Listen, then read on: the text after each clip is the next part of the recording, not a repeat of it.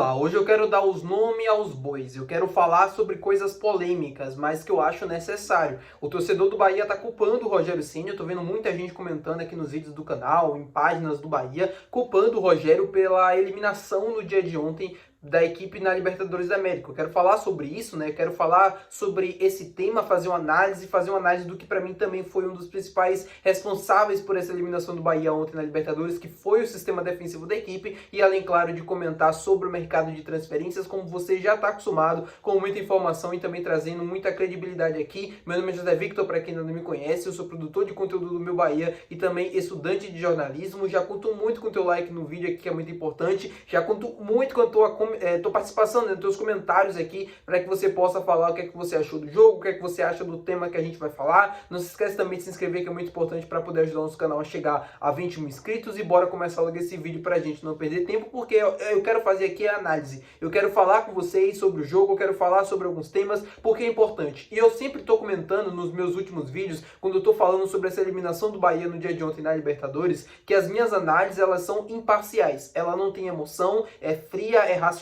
porque eu tento separar o lado torcedor, que é o meu lado da emoção, para o meu lado da razão, que o torcedor não cabe nesse lado, né? E quando a gente faz uma análise fria e imparcial, a gente sempre tenta ter o máximo de transparência possível para que você, torcedor, não seja enganado, não caia na emoção ou naquela montanha russa que é o torcedor, né? Quando ganha tá tudo bem, quando perde tá tudo ruim. E não é isso que eu costumo fazer aqui no canal, nos vídeos. Vamos lá, sobre o jogo de ontem. O Bahia foi eliminado por Internacional, 2-1, acabou perdendo e foi eliminado. O Bahia, que acumulou 3 derrotas consecutivas no retorno da Libertadores da América, perdeu para o Nacional, perdeu para o Atlético Nacional e agora para o Internacional fora. O Bahia chegou na terceira rodada com boas chances de classificação após vencer o Nacional do Uruguai, e aí venceu o Atlético Nacional da Colômbia, chegou para a quarta rodada, praticamente já podendo garantir a classificação de forma antecipada. Mesmo se vencesse, não garantindo a classificação, poderia estar numa situação muito boa para enfrentar Atlético Nacional de Medellín e Internacional. Podia, inclusive, perder os dois jogos, como foi o que aconteceu, mas se tivesse vencido essa partida, conseguiria a classificação. Diante de todo esse cenário, né, o Bahia chegando ali próximo de uma classificação, jogando bem nas primeiras fases, nas primeiras rodadas, você acha que o Rogério Ceni tem culpa pela eliminação de ontem? Claro que ele tem culpa, porque ele é o principal responsável, ele é o treinador, ele é o cara que faz esse time jogar, ele que faz as escolhas. Mas vocês acham que a eliminação passa por ontem, né? Passa diretamente por ele? Eu acho que não. Eu discordo plenamente disso. O torcedor, óbvio, tem o seu direito, tem a sua opinião, e eu quero inclusive entender o porquê que você pensa assim. Claro que você comente aqui nos comentários. Mas eu acho que a culpa do resultado de ontem, mas da eliminação num todo, né? Somando todos os fatores que eu venho comentando com vocês, não tá na conta do Rogério. O Rogério fez esse time competir, o Rogério fez esse time jogar. O Bahia em muitos momentos jogava muitíssimo bem, venceu o Nacional do Uruguai fora, venceu o Atlético Nacional em casa, competiu muito bem nas fases de playoff, né, contra a The Strongest e contra a Boston River, fez um ótimo jogo contra o Internacional dentro da Arena Fonte Nova. Agora, o Rogério, ele não entra em campo, o Rogério, ele não é o goleiro, o Rogério, ele não tá ali orientando os zagueiros do lado dos caras, não tá jogando, então muitos erros infantis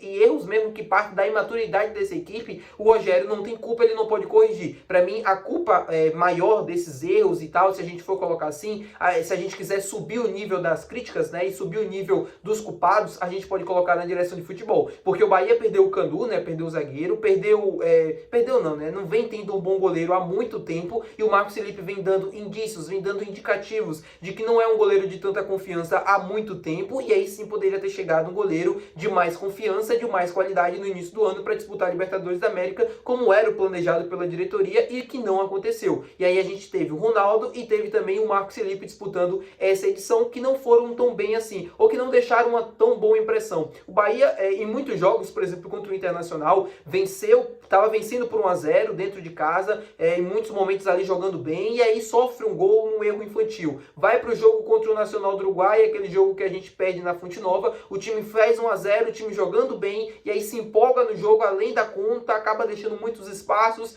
é derrotado para o Nacional dentro de casa. Erros infantis, erros do sistema defensivo. O Bahia vai para o jogo contra o Atlético Nacional de Medellín na Colômbia, perde daquela forma com o erro do Marcos Felipe. E ontem, né, no Beira-Rio, 39 segundos depois, acaba sofrendo o gol. O sistema defensivo do Bahia é um sistema defensivo que já apresenta em muitos momentos muita qualidade, né?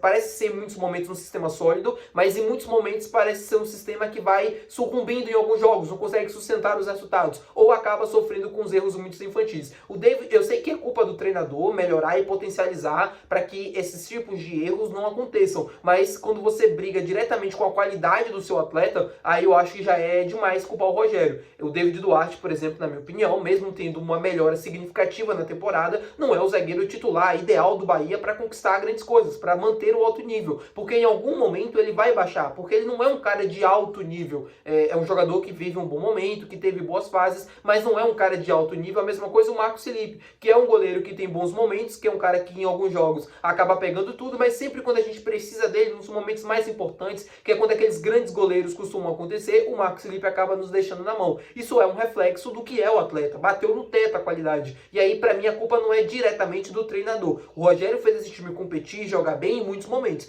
Não aconteceu a classificação. Se o Bahia caísse em qualquer outro grupo que não fosse esse, a conseguir a classificação. E eu acho que a imaturidade do time, por completo, é o que causaria eliminação nas oitavas ou quartas de final. Acho que o Bahia não conseguiria bater final ou coisa assim. Mas que chegaria, mas que a imaturidade acabaria custando essa eliminação. Como aconteceu no dia de ontem. Caiu num grupo muito difícil, acabou desperdiçando pontos que não poderia e o time acabou sendo eliminado. Então, eu quero ver a opinião de vocês, mas eu não acho que o Rogério tenha culpa não, tá? É a minha opinião. Você pode ter uma opinião completamente diferente e eu quero ouvir nos comentários. Falar agora sobre o mercado de transferências, porque a gente sempre está fazendo oportunidades, jogadores que podem ser contratados. O Bahia precisa se reforçar, obviamente, para essa segunda janela de transferências, mas eu quero trazer com vocês aqui informação sobre um jogador que eu acho que o Bahia assim, acertou muito na contratação, que é o Bernardo Tavares, zagueiro que vem para o Sub-14. Aí porque você fala, Vitor, por que você está falando do Sub-14? Logo após essa eliminação, você está retado. Por que eu estou falando do Sub-14? Porque o Bernardo Tavares é um dos melhores zagueiros da categoria de base dele no futebol brasileiro. E estava sendo disputado por Corinthians, Flamengo, Red Bull Bragantino, Cruzeiro, enfim, todas essas equipes do futebol brasileiro, inclusive algumas fizeram propostas, né, ao Bernardo maiores do que o Bahia, né, proposta salarial. E ele optou, junto com a família, optou por vir para cá e para experimentar nesse projeto do Grupo City. Ele que era da Ferroviária de São Paulo, é um jogador que vem para tentar se desenvolver, um jogador para tentar ser lapidado, obviamente pensando no profissional. O Bahia tem um cuidado muito grande com as divisões de base, porque tá ali o futuro do clube. O Bahia tem o Juan Pablo, o Bahia tem o Thiago, que é o menino da base, tem outros jogadores que vêm ali e sempre estão aparecendo no time principal, e o Bernardo, para mim, se continuar nesse... Eu não acompanho muito futebol de base, ainda mais sub-14, então eu não tenho muita propriedade para falar assim dele, mas se ele continuar, né, ele vem com status, assim, pelo menos de ser um cara que vai entregar em alto nível na categoria dele. Se ele continuar entregando isso em alto nível nas próximas categorias, o Bahia conseguir ir lapidando, ir ensinando o jogador, criando o atleta, futuramente ele pode sim compor o time principal e aí sim valer muitos milhões. O Bahia sempre está atento às divisões de base, sempre está atento ao mercado mais assim escuro, né, do futebol brasileiro, que a gente não conhece, não tem tanta informação, justamente para conseguir ter muitos atletas de qualidade e que esses atletas possam amadurecer, possam crescer e aí sim servir ao time principal. Sobre ao time principal e sobre reforços, obviamente, como eu falei do sistema defensivo e que para mim foi uma das principais,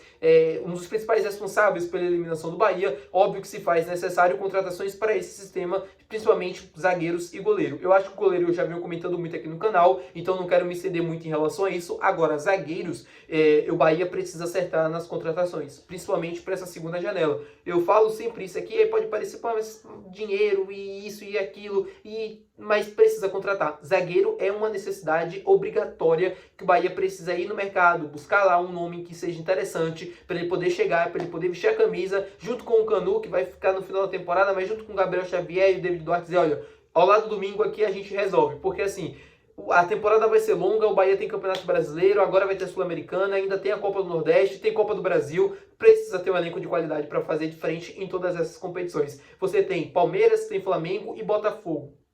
Para mim são os 3 clubes mais difíceis de se enfrentar no futebol brasileiro nesse exato momento. São equipes que vão fazer, assim, tem bons elencos, que tem ótimos jogadores, ótimas opções, não que o Bahia não tenha, mas que precisa de mais e precisa equilibrar um pouquinho mais esse elenco para poder fazer frente contra essas equipes, para poder brigar e chegar numa semifinal, quarta de final, uma possível final de Copa do Brasil, por que não? Por que não sonhar? Enfim, tudo isso que é necessário. Eu sei que o momento agora é de tristeza, é de chateação, é de terra arrasada, porque para onde é que esse time vai? Não vai ganhar mais nada, enfim.